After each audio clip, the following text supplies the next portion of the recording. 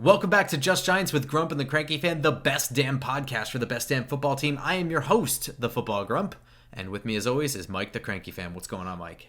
Oh, Grump, how you doing? I survived my 24 hours of hell post booster shot. I'm feeling a lot better now. I want to give a shout out to our boy Bobby Skinner for Talking Giants. Hope he's feeling better. I heard that you're a guest host in his absence. Congrats. I actually literally just finished going live on YouTube for that, which was fun, awesome. Got to hang out with Justin and Danny King as well. So if you guys haven't seen that episode yet and you're planning on watching that right after that, you will just be getting more of me, unfortunately. Wow. There's no vaccine that can prevent any ill effects from that. That double shot of the Grump, jeez. Scary. It's a 1-2 punch of me. Ugh. I also found out that because my handle of Football Grump, a bunch of people thought that I was like 65 years old and just like grouchy. Try having a name the Cranky Fan. See how that on the end world. But you know something, Grump? I would much rather watch 2 back-to-back broadcasts of your face than what we have to do on Sunday is watch the New York Football Giants play a football game. It's like watching a fish grow legs. Your transition game over the years is just magical. That was perfect. That right there, that's what you want to see. Like, rookie to second season to third season. You're like a vet now. This is great.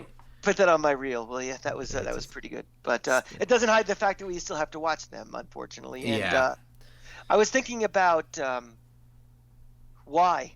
Very honest. I know we do this show and we want to talk about it. Obviously, that's what we do. And B, we are classified as diehard fans. I've been a Giant fan for 40 years. You've been a Giant fan probably what feels like 40 years for you, and you're stuck. I mean, this is the team we are. We even, it's like it's a marriage. You don't get divorced. You don't lose your team. And other than that, I really can't think of a reason why we're watching this Sunday. Can you try to help me out? So we're going to go through this game, okay? We're going to go through this game the way we usually do, but really briefly. I mean, at this point, we're looking at, and we're going to go through the whole thing. The organization is at a critical point right now where it might fall off a cliff. And so at this point, we're a Giants podcast, and the season is important, but the most important thing is the Giants, and we're not winning any Super Bowls this year, and it looks like next year is in peril. So it's important we talk about the future. So we're going to go through the next 4 games,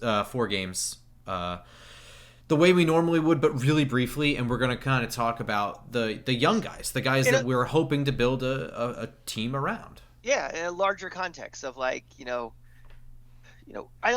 honestly don't believe that any individual game going forward makes that much of a difference on what decisions will be made in the offseason. Like, Dave Gettleman's job is not saved if they beat the Cowboys in 2 weeks. Or Joe Judge is not on any sort of hot seat if they beat Philly coming up or something. Or whatever. You know what I mean? It's just we kind of know what we are at this point, and we're kind of playing this out. But we have to focus on what pieces are relevant going forward and not worry about noise. Like, complaining about Nate Solder is a waste of time because he's not going to be here anymore. And it's just we're playing out the string with him. But we're going to talk in a couple segments about guys that we're going to focus on really going forward that are not just here playing out the string. These are guys that are going to be building blocks to a team that hopefully will be on another rebuild again. So that's going to be our kind of our mission for these next couple weeks. It's like, we want to win these games. Yeah, we kind of sort of paying attention, but it's really big picture view. And it sucks that we have to do this every friggin' year, but such is the fate of being a Giant fan. The Giants franchise is a lot like my car. And, where it's just like something is horribly wrong with it, and I bring it to the mechanic, and he's just like, he fixes it, kind of, and he's like, take care of this. And I'm like, I will. And then, 6 months later, I'm back at the mechanic with another critical issue with my car. Yeah. So. Because you forget to change the oil or you forget to do anything. Yeah. Because I'm a bad owner. Anyway, so that honestly was not a shot at the Maris. That was more of a I'm in control of this thing and I'm doing a bad job of controlling it, which is a general statement to a number of people in the organization. But that was actually like I had Jimmy Fallon write that for me or something. Yeah, I'm gonna take that as a shot of a bad owner. All right, so it's going to come up a couple times while we talk about the general things for this matchup, the future guys, as they are relevant to what we're talking about. But the most important thing for this whole week right now is a critical thing for the whole organization, in that today, Thursday, Paul Schwartz wrote a piece for the New York Post regarding Daniel Jones's neck injury. And it was not just suggested, it was explicitly stated that the injury involves structural damage to a neck bone and was sustained against the Buccaneers, not the Eagles, as what was previously reported. And that started a complete firestorm, which is completely warranted in my opinion. If and not necessarily at Judge, but the medical staff cleared him, all this stuff, and they let him play with this. But also, like, I don't know what that means, structural damage to a bone in the neck. It sounds really scary, but it also sounds like a media word. And, Giants fans were reminded of David Wilson. And after all of this, it came out that was categorically untrue. And he did not sustain the injury against the Bucs, I guess. But, like, how do you screw that up? I want to know, like, seriously, from your point of view, like, how does a reporter just get the whole crux of what would made his piece interesting wrong? Is it just a bad source? Well, I think it doesn't mean he's necessarily completely wrong. Yeah, that's kind of what I'm afraid of. I think there's usually some smoke. It may not be the entire story is 100% accurate, but I think that the gist of what he was trying to say may be true. Because these guys, again, we're not talking about, reporters from the National Enquirer. We're not talking about guys, from this is not your crazy uncle reading something on Facebook that some lunatic put out there. These guys are credible writers, and they know that access and getting information is really qualified on the fact of being accurate and truthful. They start burning, their sources by saying inaccurate things. They lose credibility. They lose access to information, and they're irrelevant. You lose press credentials. I mean, the Jets reporter, he's obviously a jerk off and followed around the owner's son, but or the GM son or whoever it was. But you can lose press credentials, and sure. Joe Judge was pretty pissed about this. It comes down to Occam's razor. The theory that the most logical reason is usually the right reason. What makes more logical sense? A reporter told a false story to get a couple of clicks who's in a major newspaper, one of the major beat writers of this team, or a franchise, a head coach, an organization that is desperate, desperate for wins, desperate for credibility, desperate, people on the hot seat, they could lose their jobs, that will do anything to try to win. And you can say what you want about Daniel Jones, what you think he's the long-term solution, the short-term solution, whatever. The best chance that the 2021 New York Football Giants in Week 14 have to win is with Daniel Jones playing quarterback. And would they trot him out there against their better judgment? If this is something that's going to impact him 3, 4, 5 years down the line, and the GM, the current one, is not here any longer, the head coach is not here any longer, do you think that matters to them? Probably not. So to me, the more logical explanation is there is something wrong with him, and maybe not to the extent of what was reported, but there is something. That seems more logical to me than a guy making up a story. And that's my opinion.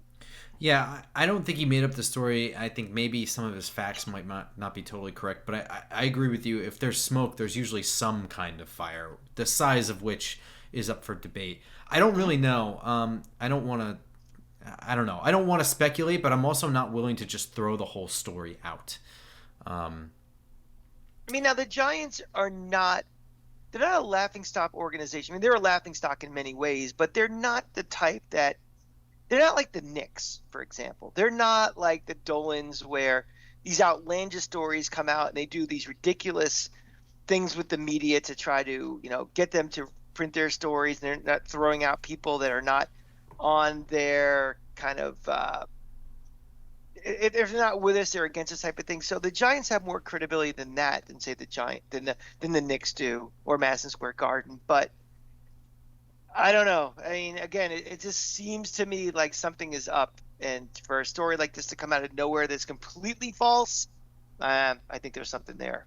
Especially with the ambiguity about the severity of it anyway. I mean, like, they refuse to say it's season ending. There's only 4 games left, and he's week to week. And I don't know. The whole thing feels like it's veiled in secrecy, and little bits are coming out.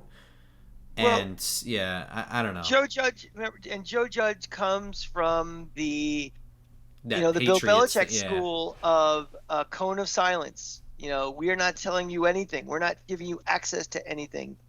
Everything has to tight-lipped. There's that conspiracy theory. Just, I don't want anything getting out to give the other team an edge. And sometimes it's just better to just be honest and tell the truth. What difference is it really? You think that the Chargers or the Cowboys or the the Washington football team, it's going to change the way they're going to prepare right now for like, just being honest with what the story is with this guy? Very doubtful. I mean, I think most of the teams are taking some time off whenever they're playing us, to be honest with you. I mean, I don't know. Like, it depends on the team, right? Like, okay, we're going to get into this Chargers game, but You promise. yeah, but okay, so let's get into it. Do the Chargers play defensively any different with Daniel Jones in here or not? Absolutely, right? So I do think to a certain extent, yes, they kind of are paying attention a little bit, especially teams like the Chargers, who are But kind of they're let me just rephrase as this. easily in or out of the playoffs. So But let me rephrase this then. Maybe not worries about the Chargers. Are they going to game plan a little differently? If you say right now he's week to week versus he's going to be out for 3 to 4 weeks, is the oh, Washington football team in week 18 right now worrying about the Giants and their situation? So that's what I mean about being a little more forthright about his situation. I mean, playing the game of leaving him guessing every single week, I don't know what you're getting out of that other than losing credibility. Where I don't think a team 3 4 weeks down the line is wasting 1 second worrying about it right now. They'll worry about it in that week. So that to me, it's just like be a little more forthright at what you are. the other thing to throw into this is that Jones is going around and getting second opinions. It sounds more like he doesn't like the Giants diagnosis. Do you know what I mean? So I Well, mean, you can take that 2 ways. One, he doesn't trust his medical staff, and that could be a big concern. I mean, if mhm. you guys are NBA fans, Kawhi Leonard left Toronto partly because he didn't trust the medical opinions he was getting, and he signed a free agent No, deal. Washington had the same thing with Trent Williams. Exactly. So that's a trust issue because we're all assuming the decision is, will the Giants pick up the option? Will they make him the franchise quarterback for the next 10 years? Will they pay all this money? But you know something? Daniel Jones at some point will be a free agent.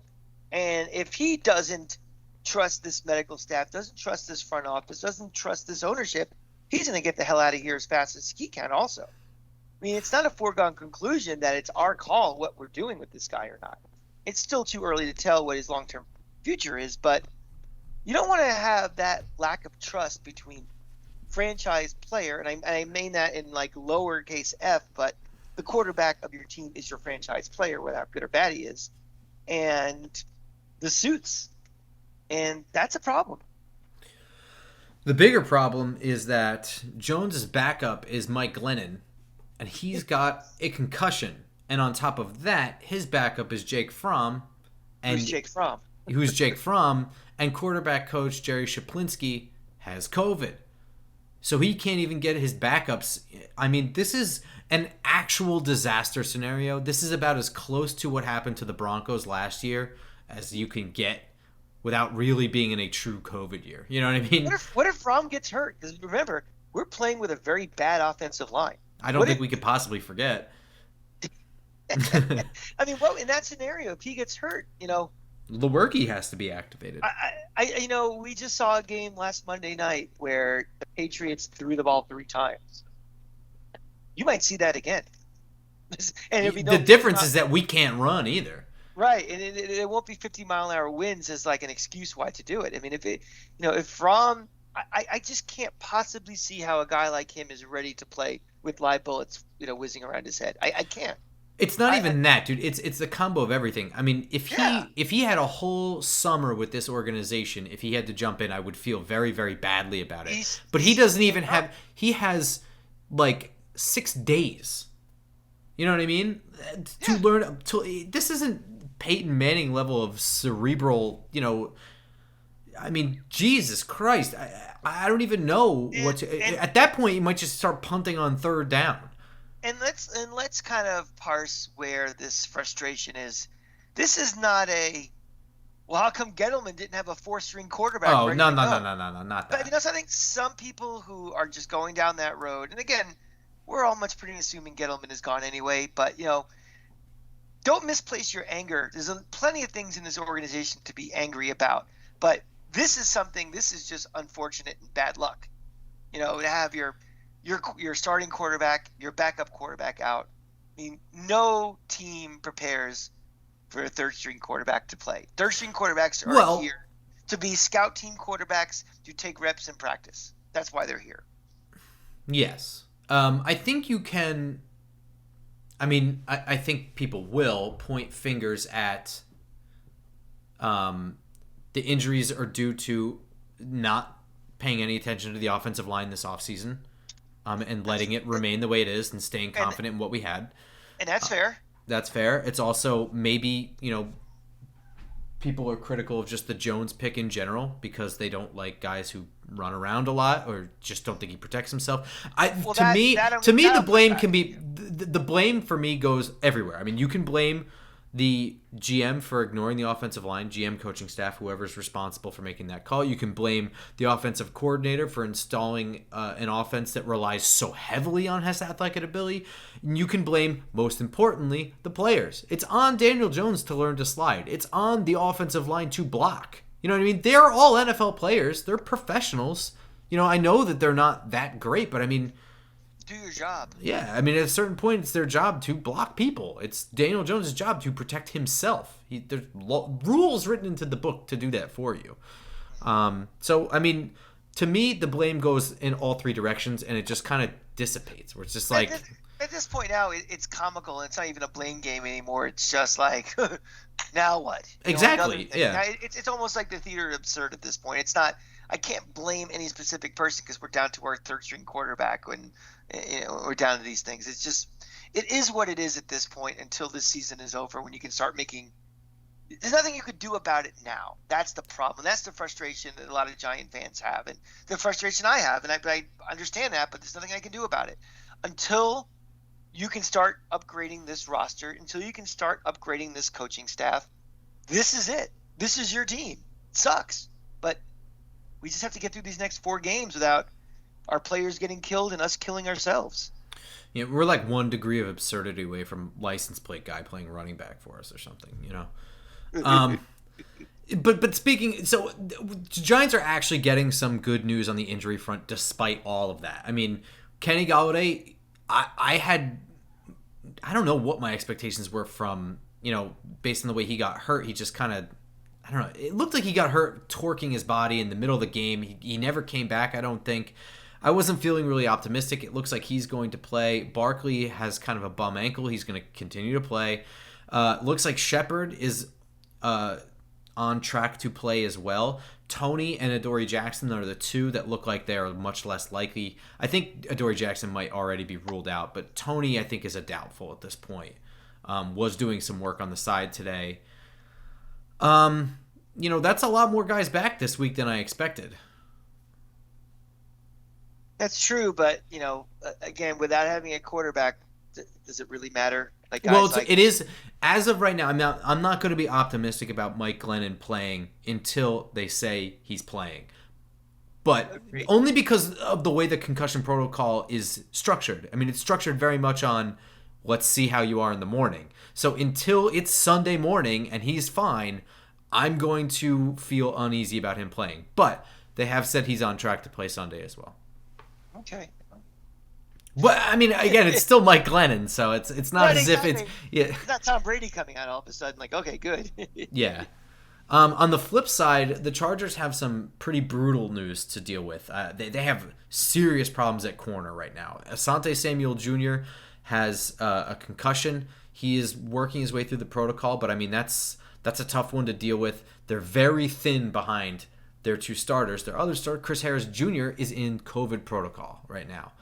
So he has to test negative again in order to play. He still can, but they have serious problems because there's not much behind those two guys, which leaves just two very good safeties in Adderley and Derwin James, but really nothing at corner at all. And that's with us getting our receivers back. Like, oh my God, we might actually have a shot at this game. Additionally, they're without Keenan Allen. He is the one who actually has COVID. Mike Williams is in the protocol as well. He has to test negative in order to play. They may not have any wide receivers for this game. I mean, they're in a pretty tough spot. It's actually annoying that we're dealing with this Daniel Jones thing right now. Like, this is actually, like, stupid. Like, at this point, like, this is frustrating. So, I mean, there's that. Two former Giants, Kyler Fackrell and Linval Joseph on defense playing against us. Oh. Interesting. Linval Joseph might have been Jerry Reese's best pick. I mean, it's kind of alarming how long he's been in the league for a defensive tackle as big as him. Well, he was one of those guys you knew we were never going to be able to re-sign him for cap reasons and everything, and it's too bad because he would have been nice during the bulk of his career. He went to Minnesota after us, right? Yeah, and he stayed a monster there the whole time, Yeah. I think. Yeah. All right, so let's talk a little bit about the Giants on defense because they're going up against Justin Herbert, who is having a lightning season. To me, though, as good as he's been, he's still young, and that plays right into what Patrick Graham does best: is fool young QBs, or at least get them to hesitate long enough to either make a mistake or hold on to the ball too long. Justin Herbert is kind of that guy who will hesitate too. I mean, just even naturally, it's something he's got to get a little bit better at. I'm more worried about their run game. Our run defense isn't very good, and they will lean on it. They have Austin Eckler, who's a very, very good running back. They also have two other guys that are very good. I mean, they'll rotate on it, and it doesn't matter if it's not working. They will lean on it until it starts working, and we saw that with them over time. And if they're gonna win this game, they have to be aggressive on defense because Herbert will pick apart just casual zone. They need to play the receivers tighter, especially at the line of scrimmage. They can't leave the flats wide open for guys like Eckler and Jared Cook to catch passes out there like they have been doing whenever they drop a bunch of guys into coverage. And they have to stop the run because, and I know that like maybe our podcast talks about the run game more than most others. There are just some teams that lean on it, and it will kill us because it's going to be a close game. You can't fall behind and let them be able to bleed the clock. We're not good enough. We're not a points-scoring offense, so we can't let the other team dictate the clock. Wait a minute. You just think that you just kind of slipped? You think this is going to be a close game? No, I don't. Not to skip to the predictions, but if you're trying to win, you're not going to be blowing this game out. As a team, we're not a points-scoring team, so stopping the run and preventing them from dictating the pace of the game has to be priority number one for every game. So I'm just explaining why stopping the run is so important for our podcast and this team this year, and not necessarily a general philosophy. So then going back to the offense for a second, and you were talking about pace of game. Is it safe to say we're going to see a lot more of what we saw last week of a lot of things like play clock going down to 1 before we're snapping the ball? Obviously a heavy run game because we just don't trust Jake Fromm to throw, or even a woozy Mike Glennon if he's going to play for some reason. So the only chance really to win this game is just to bleed it out and just maximize how long we have possession of the ball. Preventing the other team from dictating the pace of the game doesn't necessarily follow dictating the pace of the game yourself. So I don't think you necessarily have to be able to run the ball if stopping them from running the ball is very important. In this game, though, it happens to be. Because of the quarterback problems, etc. On top of that, though, I mean, they're not really good at stopping the run. Linville Joseph is a monster, but he's a little banged up. You have guys like Joey Bosa are just more like pass rushers. Not that he's bad in the run, but that's just more who they are. They're not very good at stopping the run. The numbers show it. They rank pretty lowly, there. I'm also really trying to hone in on, and we can expand this a little bit here into general talk about who the guys are that we're going to try and watch in this game. But to segue that one kind of nicely, we're talking about the run game here. Last week we saw Matt Skura got benched for Ben Bredesen. Ben Bredesen is somebody that we traded assets for. I believe a 4th round pick for Bredesen and a 5th. That's important stuff. We went and traded down in this draft to get Kadarius Toney and a 1st round pick. Like, it's clear that they were loading up on draft capital. So to throw some of it away at an offensive lineman, that means something for this organization's idea of the future. And Ben Bredesen was a guy who had some irregularities in his pass sets coming out of college. He had a little bit of trouble with his anchor. His hand placement's a little weird, but what he was good at and what he's supposed to be good at coming out of college was power run blocking. Now you throw him up next to Andrew Thomas on that left side, our only good offensive lineman. My hope here is that Ben Bredesen shows us some life, at least in the run game, and we just run Barkley to that left side. That's my hope here, because you're trying to work Bredesen into what you're trying to do for the offensive line. You hope you've got something in him. That's our shining hope, is that we don't have to replace 4 offensive linemen in this year. Bredesen's that guy. And not even Barkley. I mean, even a guy like Booker, who sure, Booker too. Yeah, who whichever. runs better between the tackles, very honestly, than Barkley does too. Mm-hmm. Yeah, absolutely. So in this game, I'm looking at zeroing in on continue to watch Andrew Thomas's development, right? He might be the best guy we have on offense. I don't know. I mean, sure, Galladay and Toney are special guys, but the numbers aren't really showing that they're great. Yeah, so. I would. Even what we've seen in Galladay, have you seen anything to say to him, that guy's special? Well, I mean, nothing about this offense has ever looked special. Right. I mean, he's even when he's been healthy, and he's seen very average. You watch more film than I do. Does he get as much separation as you were hoping for? I mean, he gets what I thought he would, but that's not his game. His game is that despite he is Golden Tate, but with the attributes for Golden Tate. You know what I mean? He is gigantic. He's got great big arms, and he uses his body really well to box out guys and just high points the ball really well. He's not a separation guy, but we see that. I mean, even last week, he was catching balls. He wasn't wide open. He doesn't need to be. That's not him. The guys who get separation are your Shepherds and Tonys that on this roster. And I think that they do get separation, those two guys.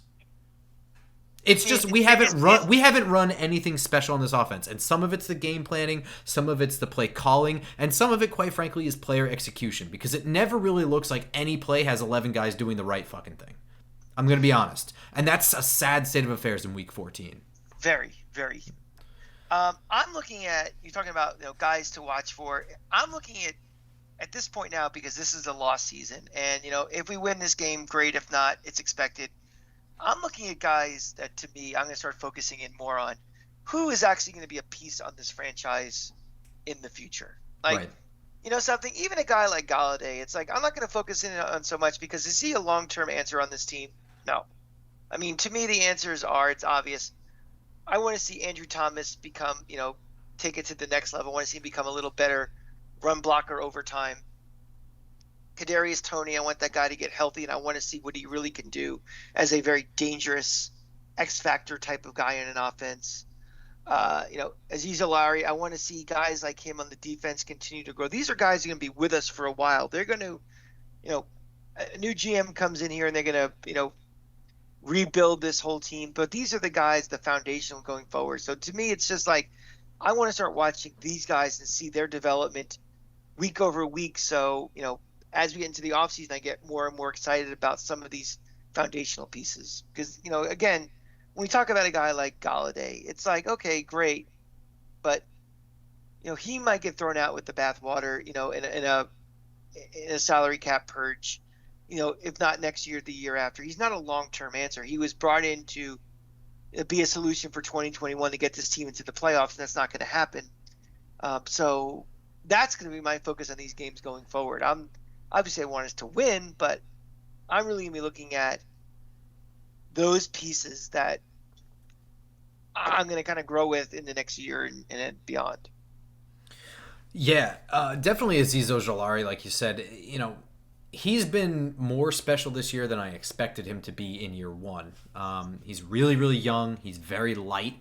And he's already taken the Giants franchise record for sacks for a rookie. I'm going to throw Xavier McKinney in there. He's not a rookie, but definitely a young piece that's continuing to grow and is very important on this team. It's good to see him get into a stride.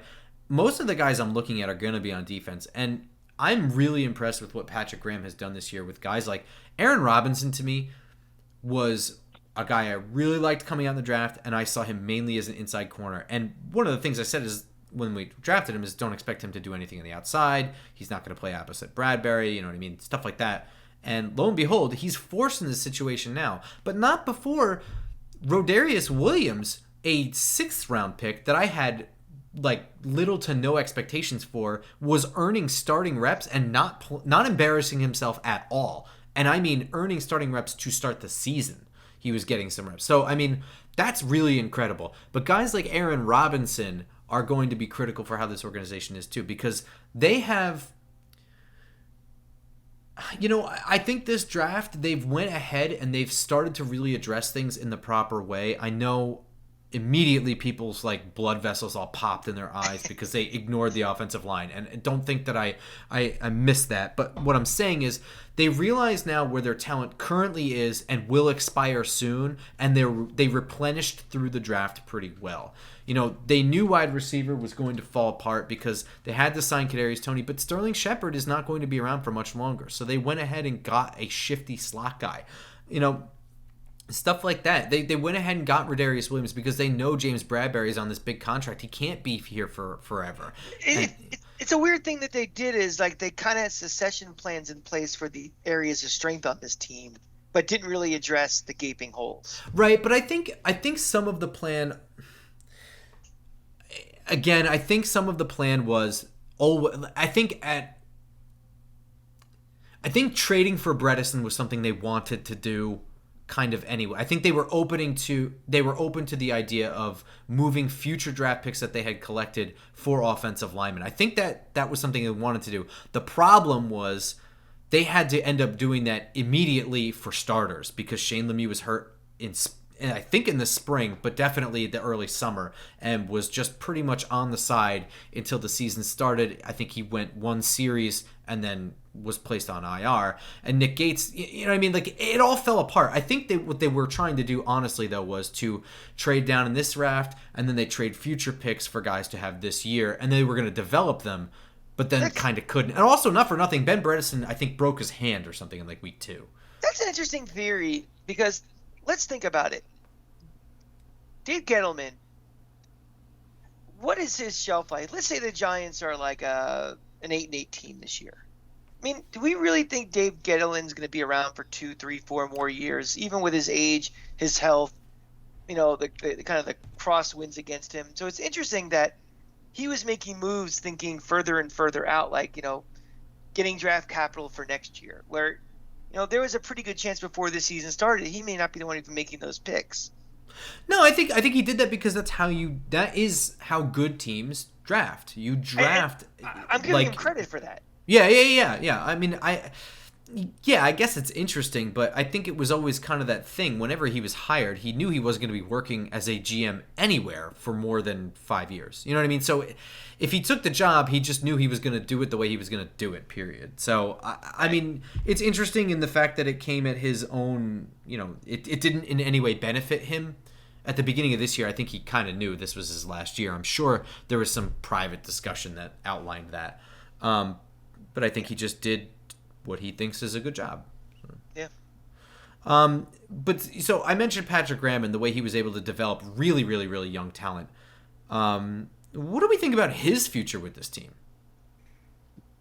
I want to throw something out there for you, Grump, and a little out of the box thought. we're all assuming a couple of things, right? We're assuming that Dave Gettleman will not be back next year, right?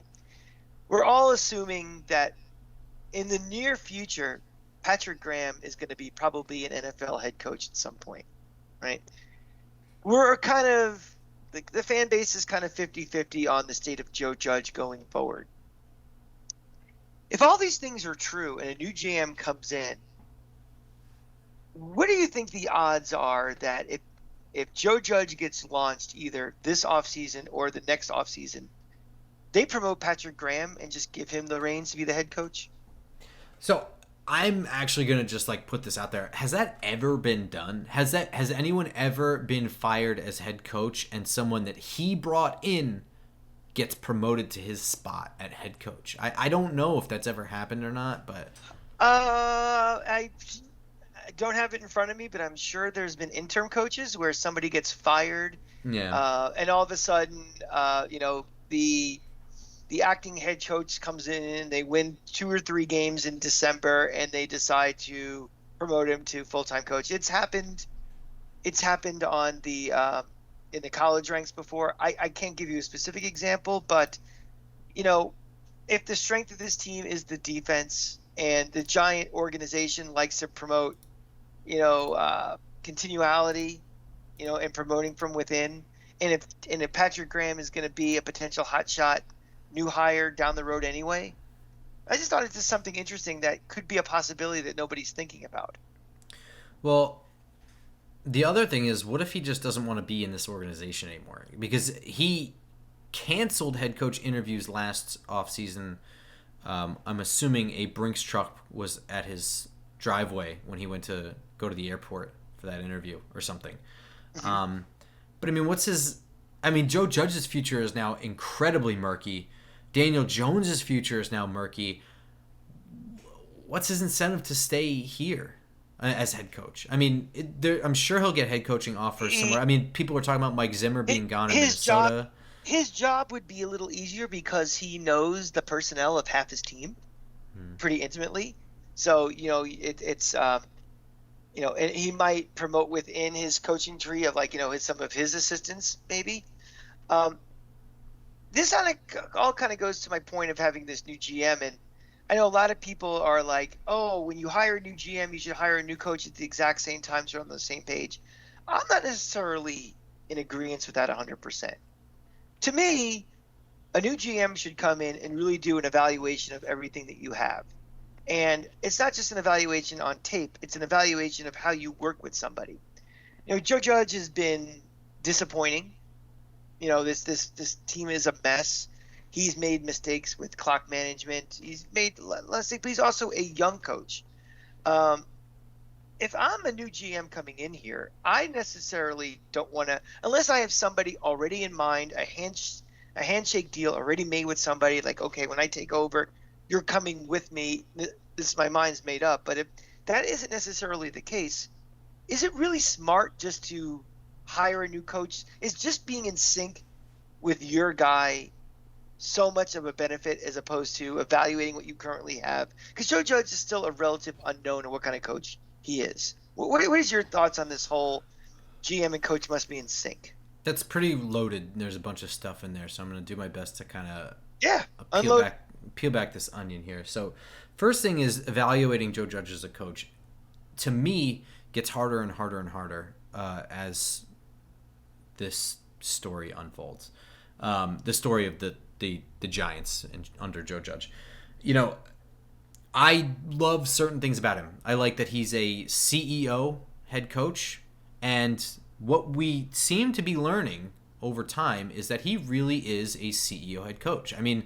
There is a pretty drastic difference between what Freddie Kitchens calls on passing plays and what Jason Garrett called. Now we have 2 games now, one with a backup quarterback, and technically 3 games if you want to count the game last year that he moved in for play calling duties for Jason Garrett when he had COVID. We have enough evidence now to show that Joe Judge signed off on 3 separate game plans that Jason Garrett wasn't a part of, where we started running receivers down at different levels down the field. We're stretching the field more. We're dropping back more. We're trusting our O-line a little bit more. it seems to me he's like a little bit more hands off than I thought at first. I mean, it really seems like he's just trusting whoever is the offensive coordinator, which I guess is a good thing now that we know that it is assumed that Jason Garrett was pushed on him by Mara. I mean, it was all but reported. I mean, right. So, I mean, if he brings in his own offensive coordinator and lets him do what he trusts him to do, the same way we assume he did with Patrick Graham, right? I don't think he's very involved with the defense. I think Patrick Graham runs his defensive game plan by him, and he either okays it or doesn't. Or maybe they just work up the general philosophy together, and he lets him handle the specifics. I like that about him. I think that's a good thing. I think guys that meddle too much are not my favorite thing. I don't like that Ben McAdoo had a play sheet and had his face hidden the whole time. On the flip side, the only thing I can really evaluate Joe Judge on now at this point is his in-game work, which has been a consistent track record of garbage. I mean, it's bad. It's not good. We haven't seen his time management work the way he describes or in his favor ever. They've won games, yes, but I mean, they're always coming down to the defense making stops on the offense's behalf because the time management is all screwed up. They never score points to come back and win games because of their time management. They almost lose games when they do win them, and they do lose games because of the time management. But do you give him sort of a pass because he's still a relatively new coach in that? Do you? No. No? Because okay. because he's very stubborn about it. Okay. I think in some regards he's learned from his mistakes on different things, but I don't think that. I think his clock management's been pretty consistently bad. And just silly mistakes. Silly bullshit. Like we saw last week. I know, again, weird game because you have a backup quarterback in there. But letting the play clock run out at the end of the first quarter and only realizing... Like, it was close enough where you couldn't tell that one was ahead of the other. Just err on the side of the fact that you're not going to get it the benefit of the doubt. You know what I mean? Why put a timeout in the balance of you just making that decision? You know what I mean? That's really, really short-sighted and underly cautious for me. That's just weird. I just don't know about Judge in general. However, moving into more your question about the GM and stuff, I don't agree that it's 100% of the time they have to be hired at the same time. And there's a very, very, very simple explanation for that. Your pool of guys.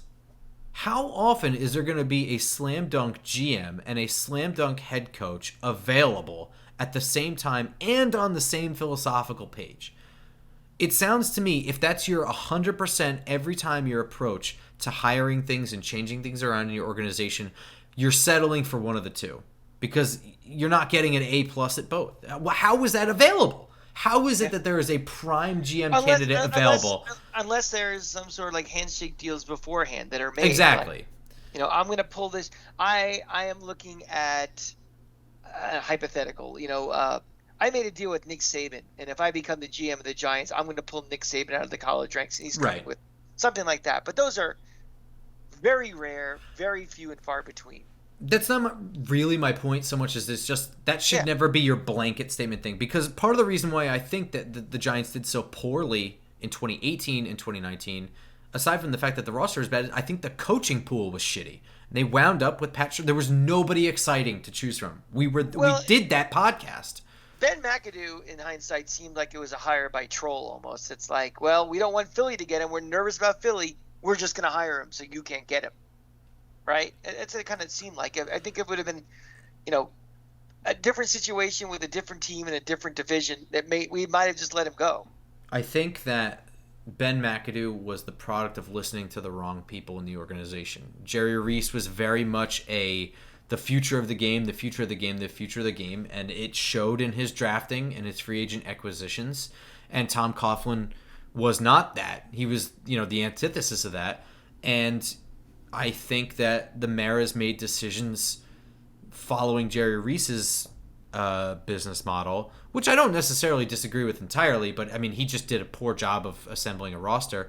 And Ben McAdoo was really brought in as the future of the game. I think that maybe he was promoted sooner than they wanted because of pressure from Philadelphia and the fact that they might lose out on him. But I think that was always the case, and I think it was just listening to Jerry Reese and people in that company, Mark Ross, people like that were just very much like West Coast offense, get the ball out of the quarterback's hands fast, don't worry about the running game as much. The screen game is an extension of that. I think that was just listening to the wrong people. I don't think it was necessarily just the flashy name or just keep him away from Philly. I think it was a combo of things. Yeah, that's fair. That's fair. Yeah, I think you bring in a GM that is open to the idea of keeping Judge. I don't want to pick a guy that, I don't want my pool of GMs that I'm choosing from to be the guys that are definitely going to stick with him, nor do I want to alienate guys that are open to that. I mean, there's some things about Judge I do like as a head coach, and I think that if he has a better roster, the time management thing gets cleaned up a little bit. I don't know. I don't love him, but I'm not ready to just kick him to the curb like he's absolute total dog shit. There's things about him. He brought us Patrick Graham. I mean, really. I like the way he teaches. I don't think the first move of a new GM is going to be to launch him. I think a lot of people think that might be the case, but I don't think. I actually think that he's staying. I think he is too. I think that the Giants like him. I think they just like him. They like his organization. They like, to your point, that he's a CEO, head coach. I think they're going to bet on the fact that as he gets more game reps as a head coach, some of the clock management things will go away. Maybe they hire, as the CEO hires a vice president of clock management and timeout management or something. That would be pathetic. If we were the organization that had a timeout guy.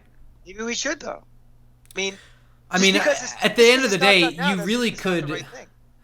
At the end of the day, you could take a guy that you think you're gonna lose, right? Like I don't know. Let's say, DB's coach. You're like, he's the hot name. He's gonna be gone after this year. Make him assistant head coach. The same way Judge was, right? He was the special teams coordinator and assistant head coach. You make him assistant head coach, and it's like, also handle the clock for me, will you please?